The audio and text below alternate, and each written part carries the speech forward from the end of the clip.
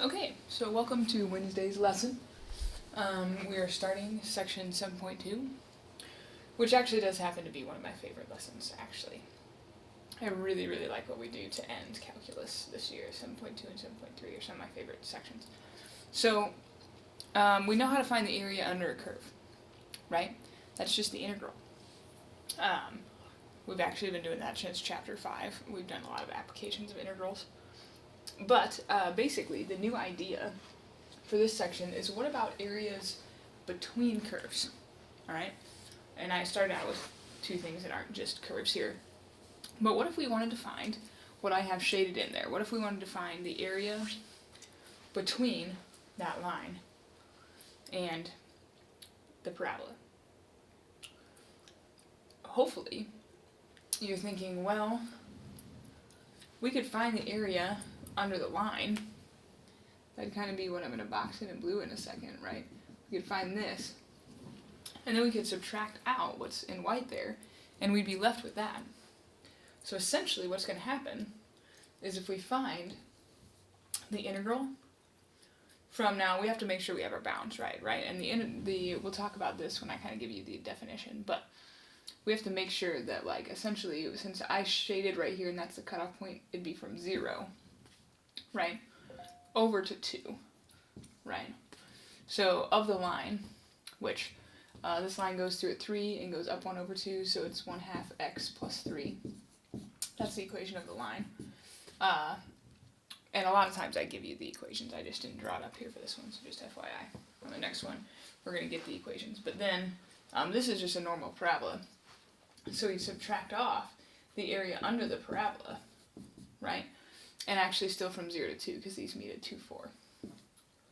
Now, what turns out, though, you could do it separately like this if you want. But remember our properties of integrals? If it's addition or subtraction, you can put it all in one integral, right? So we could just rewrite this as the integral from 0 to 2 of 1/2 x plus 3 minus x squared, all from 0 to 2. And if we do this, we're going to get the area under the curve. Now we can nint this, but again, I think it's going to be really great practice if you do some things by hand here. So, backwards from 1/2 x would be 1/4 x squared. If I make any mistakes in this, let me know, because I'm not going to nint things, so you guys will have to probably double check, and we'll post comments on this video. But hopefully, I'll do most of my mental math right, and I might double check a couple things on Desmos. So now I went backwards from here and I gotta plug in 2 and 0. Thankfully, when I got polynomials, plugging in 0 just gonna give me 0. So 2 squared is 4, 4 times a fourth is 1. 2 times 3, 6. 2 cubed times a third is minus 8 thirds. So that'd be 7 minus 2 and 2 thirds, which is 5, 4 and a third, right? So that is the area that is contained right there. Wait a second. Does that seem right? I guess it is. I guess we cut off because I'm trying to think. We really only have like one full box area, kind of like right here. So you got to piece together the rest and it makes 4 and a third. So there you go. And again, you can nint this to double check yourself. But that is the idea of finding the area between curves. Now the thing is, does it work every time to just subtract whatever's on top, right, the area underneath that, and then subtract this? Let's look at a slightly more complicated example to see if that's true. Alright, so here we go.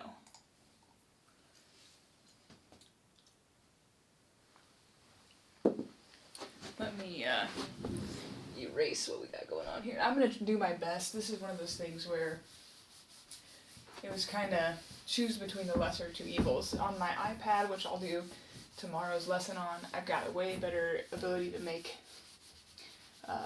more accurate graphs, because I actually have a graph on there, but I also have like way less of ability to actually like shade in accurately and depict things since it's so small and it's a stylus. So we're kind of just doing what we can.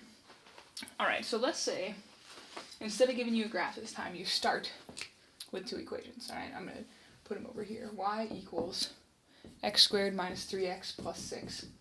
And you should hopefully recognize that as a parabola. and y equals negative x squared plus 3x plus 6. Huh. That's interesting. And then we want to find the area between, right?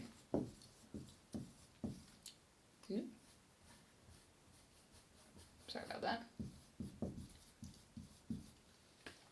So what we do is we want to draw this. So I'm actually going to tell you, yes, I know technology is great, and we could just graph these in our graphing calculator and see what they mean. But this is what Algebra 2 is doing right now, and I think it's kind of a good review, is to see, sorry about the glare up there. I don't know if I can fix that without tipping over the whiteboard, which I don't necessarily want to do. That did take care of our problem though, didn't it? Well, mostly. So if we want to find the area between two curves, I honestly think the easiest way to deal with this is actually to do some substitution elimination. Like right now, if I see that you just add these two equations together with elimination, you're going to get 2y, these eliminate, equals 12, and y equals 6. And if we plug this back into either equation, we are going to get the places where these guys will meet. So I'll just plug it back into the bottom one, why not? So if I plug in 6 here, 6 equals negative x squared plus 3x plus 6. I subtract 6 from both sides. This is now something that I can factor. I just pull in negative x out maybe. I get x minus 3. So x equals 0 and x equals 3. So that actually means at the point 0, 6, so 0, 1, 2, 3, 4, 6, and at the point 3, 6, 1, 2, 3, up 6, these two parabolas meet. And I have enough knowledge to know that one of them opens upward and one of them opens downward. So, I mean, it would literally look something like this. Alright, now maybe I'll just really quick on my phone go ahead and graph this so you guys can see it. And you can do other graphing methods by hand, right? I could have taken the top one, which is the one that opens upward, and found the vertex by doing negative b over 2a, which is 1.5, and then plugging 1.5 in and getting 2.25 minus 4.5 plus 6. That would have been negative 2.25 plus 6, which would have been 3.75. 1.5, 3.7, that's pretty close, right? So you can kind of, maybe I won't graph this one on Desmos, maybe I'll graph the other one on Desmos so you guys can see whatever one we do next. But for this one, if we want to find the area between the curves, does our method still work? Well, yeah, I think so, right? I think if we subtracted the area, I'm going to use some light colored markers here. If we subtracted the area under this guy from where they meet to where they meet, that would be all of this that I now have boxed in green, right? All of that. But then if we subtract out the parabola beneath it, that means we subtract out this. So if we have the whole green thing and we subtract out the pink thing, yeah, we're going to get what's in green there, right? So that kind of works every single time. So now what this means though is I'm going to make sure that when you do this, I'm going to cut this off here so you guys can see what's going on. We need our bounds to be from where they meet to where they meet. So be careful with that. So that's 0 to 3 we found out, doing some of that. If you want to use your calculator to double check yourself, you can, but that's some really good algebra to review. And then we got to do the top curve, which happens to be the downward facing one, which is this one. Negative x squared plus 3x plus 6. And then we have to subtract out the bottom curve. Now make sure you do the algebra right. You need to make sure you subtract with parentheses the bottom curve. This is the one that faces up. And you got to distribute that negative. Alright, and we're going to get a lot of terms to combine, which will make our actual finding the integral a lot easier, right? So we're going to have a negative x squared and another negative x squared, which is negative 2x squared. We're going to have a 3x and then a plus 3x, which is plus 6x. And then we're going to have 6 minus 6. So those are going to cancel out. So we just have this. And now we go backwards and do it, right? So what is this? Negative 2/3 x cubed plus 3x squared. But no plus c, just from 0 to 3. Are we feeling good about that? think I'm feeling good about that. Because you can always take the derivative and you should get back up there. Alright, now we plug in 3. 3 cubed is 27. 27 divided by 3 is 9, times negative 2 is negative 18. Plus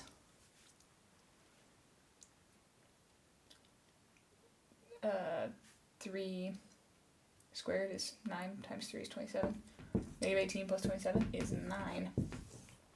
So it just so happens, I mean, I drew my picture a lot smaller, so that's probably why this one looks so much smaller. But it just so happens that 9 is the area between those.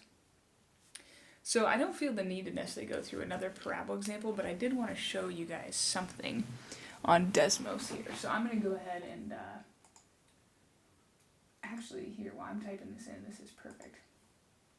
I'm just going to move my camera over here so that if you guys are taking notes, you can write this definition down. So it just so happens that no matter where the curves are, and I'm going to show you one that's kind of weird because maybe one of them is above the axis and below the axis for a while, that it still makes sense that we always subtract whatever the top one is from the bottom one, and that always gives us the area between the curves. So let me move the camera here. Sorry to give you whiplash. My home office. And I would say go ahead and write that definition down. Sorry about the watermark here on the side. Maybe I can just move this guy over. Ooh, I gotta move everything over though. Oh man. Ah. So while I'm moving everything here, the area between the curves. So this works if some kind of things that we've seen before, like f of g have to be continuous, right? You can't have like infinite or like go up to infinity, because then you can't find the area under something that goes to infinity. But if it's continuous, and note this is super, super important. This guy right here, oh man, circling things, very difficult. F has to be greater than g. What they mean by that is you have to have the top curve on top minus the bottom curve on bottom.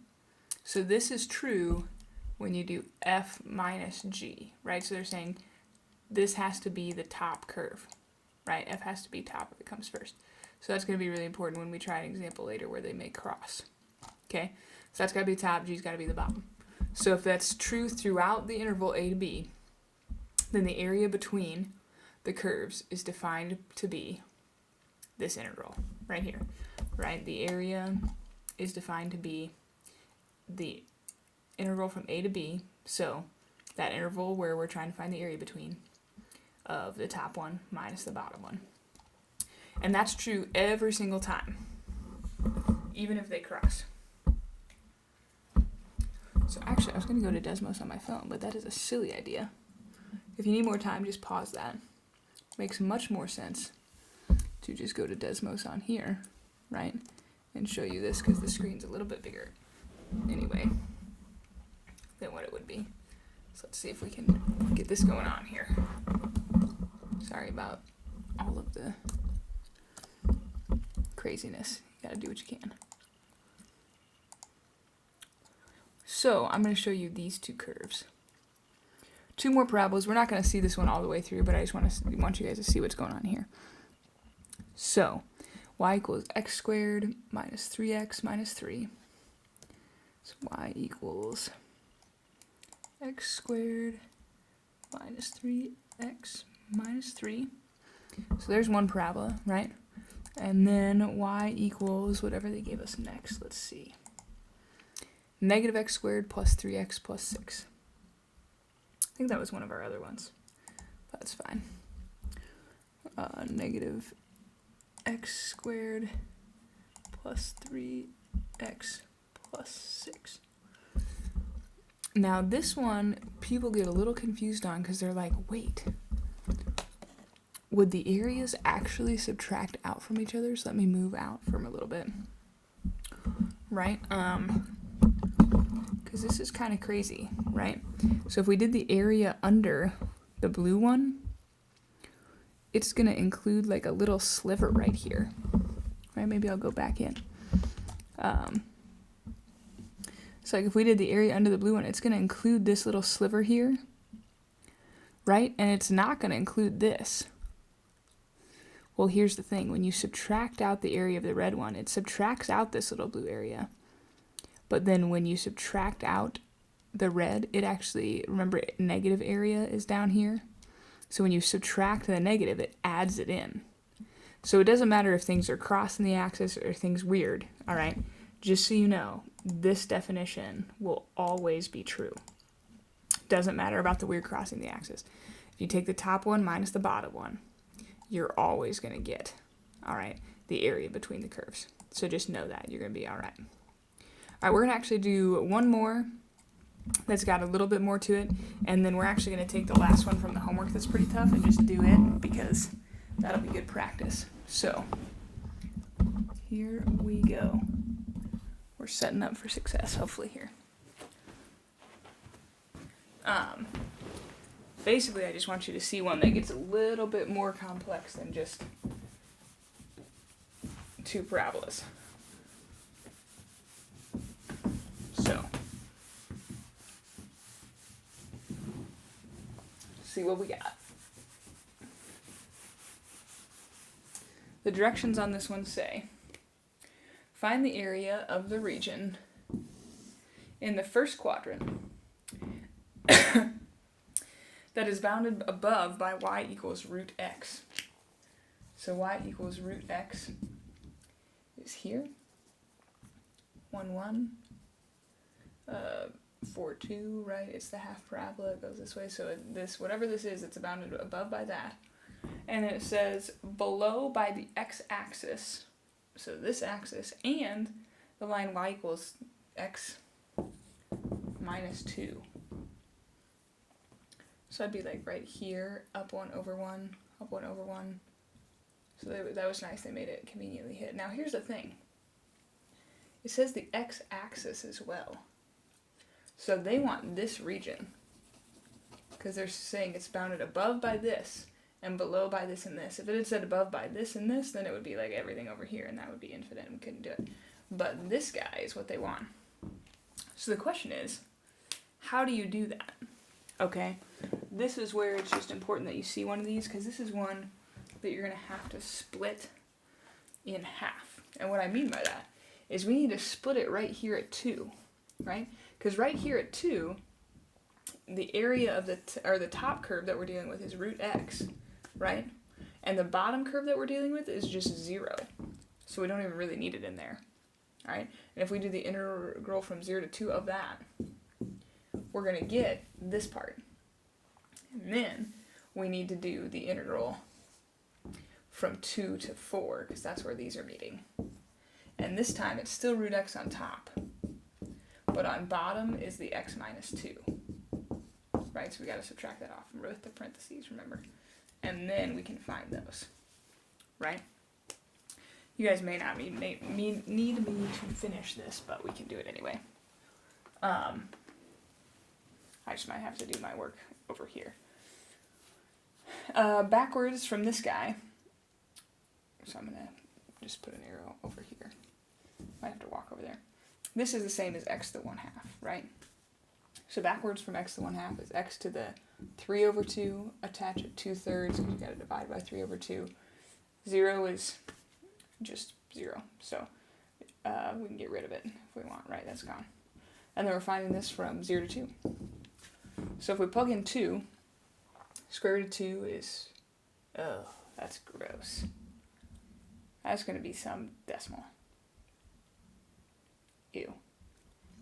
Well, I'm going to leave it unsimplified because you can int it. So if you cube 2, you get 8, and the square root of that's 2 root 2. So it'll be 4 over 3 root 2. At least I think. That's what I'm coming up with in my head. So that's the area of that part. And then we'd have to jump down here and also do this one. So just so you know, I'm going to distribute that negative, right? So this is root x minus x plus 2. So to go backwards from here, that'd be the 2/3. Oops. Ugh. Maybe I should do this in a different color so it stands out here. 2/3. I think I might just leave this one as this once we get there. You guys will get the idea, and I don't need to plug in all the ugly decimals. Minus 1/2 x squared plus 2x. And then I'd be evaluating from 4 to 2, right? So then you plug in 4, plug in 2, subtract those. that'd be your answer for this part, and then add those two together. Right? I don't feel the need to go into all the ugly decimals. I can let you guys plug those in. Because I don't want this video to be too long, and I do want to do the crazy one from the homework. We'll still take homework questions tomorrow. But we're going to do number 11. So I'm going to draw this one up here, and it's going to be crazy. Let's do it.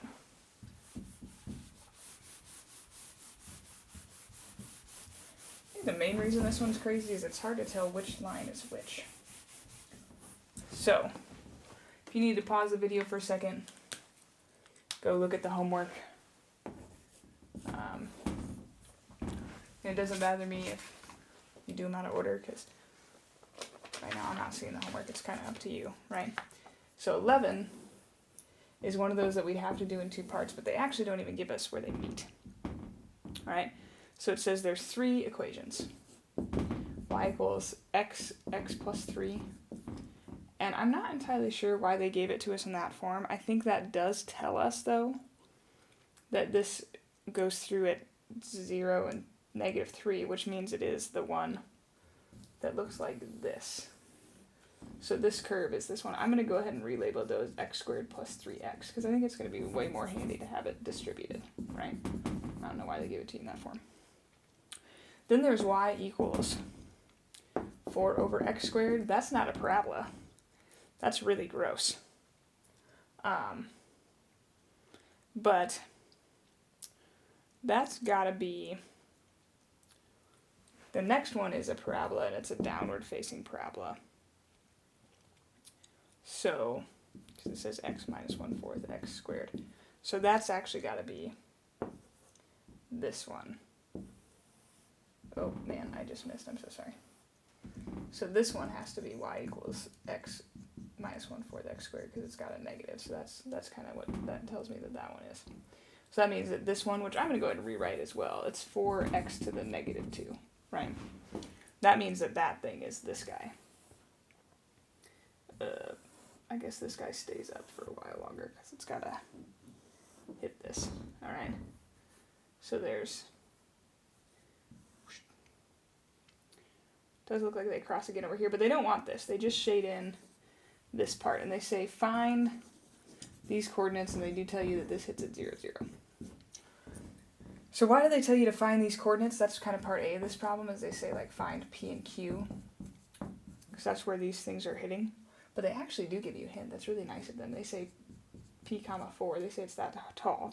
Q comma 1. Now they're making you find the part that you need, right? Because we're going to split this thing right here. Right? Because if we split it right wherever this is, that's P, whatever this is, then we can do top minus bottom. And then over here, we have a different top minus bottom, right? Because this one is y equals 4x to the -2. So, we need to find P, though. So P is where these two things are meeting. But what's really nice is that they tell us that it meets at 4. Actually, the other thing we can do, though, is we could potentially just set these equal to each other. That's fancy, but let's see what we can do. Alright, or the other thing, actually this is easier, since they give us 4. We could set these equal to each other and solve, right, because these are y, it's kind of like substitution. But since we got that -2 in there, let's actually just make this really, really easy on ourselves. And plug the 4 in for y, and solve. Right? Divide by 4, divide by 4. We get 1 equals x to the -2. I can actually just, this is 1 over x squared, but if I flip this side, make it x squared, I flip this side, but the flip of 1 over 1 is still 1 over 1. Square root both sides, I get x equals plus or minus 1. So this is either at 1 or at -1, but we know it's on the positive side, so that's at 1. And that would we be able to solve this as well. Right, if we had plugged 4 in there, we'd subtract it, we could factor it, and I actually think we'd get like -4 and 1 or something. So positive 1 it is. So this is at 1, 4. That's super helpful, because now we know our first integral that we're going to find is the integral between 0 and 1, with this one on top, x squared plus 3x, and we're going to subtract this one on bottom when we go to do it. Totally got that. So that's integral number 1.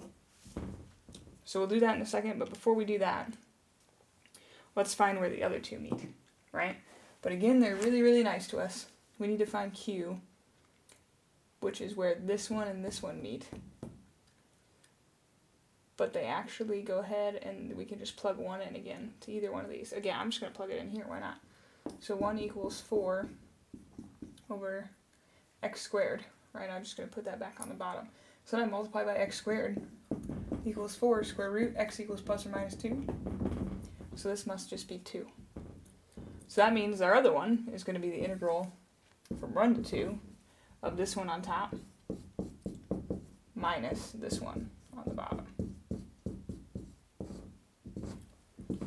We'll see. I don't want this video to be too long, but we might be able to do both of these together. If not, you can do the last one on your own.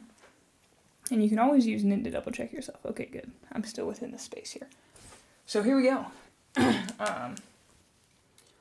First thing I'm going to do with this is just do this in combined like terms. So I'm going to have the integral from 0 to 1 of x squared plus 3x minus x plus 1/4 x squared.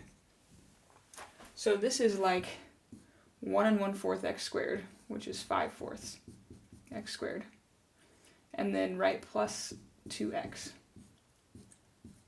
dx. Now we got to go backwards from that. Backwards from this is great. Backwards from this is gross. Because it's going to be 5/4, oops, sorry, 5/4, but this turns into 1/3 x cubed. Right, but 1/3 times this is 5/12. And then this is really nice. Backwards from 2x is x squared. Right, so you can always go forwards from this and make sure it matches. If we multiply by 3, you get 5/4 x squared plus 2x, and we're evaluating this from 0 to 1.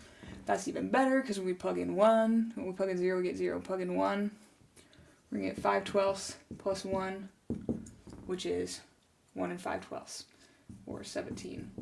So that's that part. Here, it really doesn't make a difference. We're just going to distribute this, so this will be a minus x and a plus 1/4 x squared. So now we're just going to go backwards from this, right?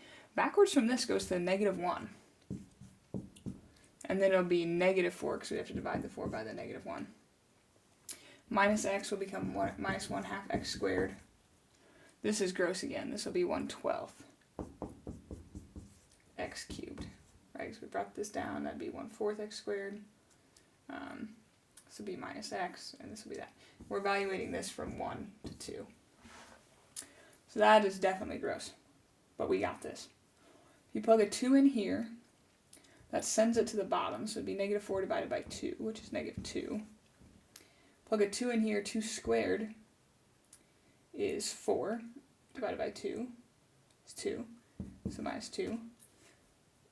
Plus 8/12.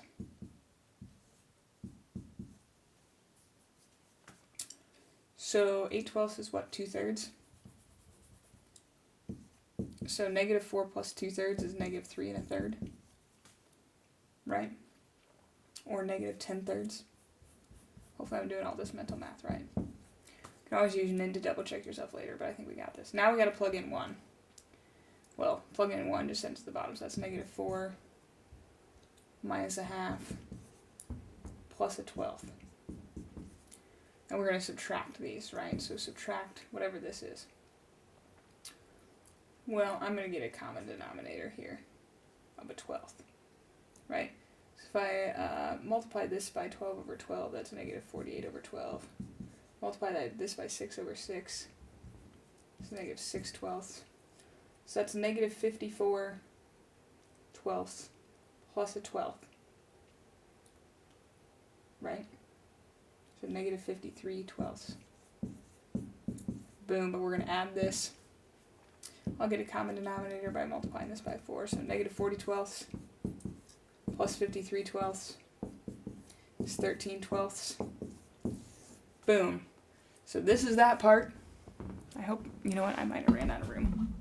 Sorry if you didn't see any of that until right now. You can pause the video now that you can see it. So that's all that. And so now that's one part and that's the other part. So we can actually just add those together. 17 twelfths plus 13 twelfths is 30 twelfths, which reduces to 15 sixths, or 2 1/2. Boom. So crazy. If I did all that right, the area in there is 2 1/2. You guys will have to double check my math with Nint and see if that actually is what you get. Those are super, super nerdy problems, but they're good ones. The one thing I wanted to mention before we let loose, and we can maybe do another one of these tomorrow on the lesson, but is number 9 and 10 look like this? Make sure you do the two things separately, okay? So you need to do the integral from here to here and do the top minus the bottom, which is the curve minus the line. And then on this part, when you go from here to here, you need to do the line minus the curve. Okay, so you do need to, for these two, for 8 and 9, or not for 9 and 10, you got to set up two different integrals. Okay, that'll be super, super important. So you guys have 10 problems to do for tomorrow on that worksheet, and then we'll take homework questions. All right, over and out.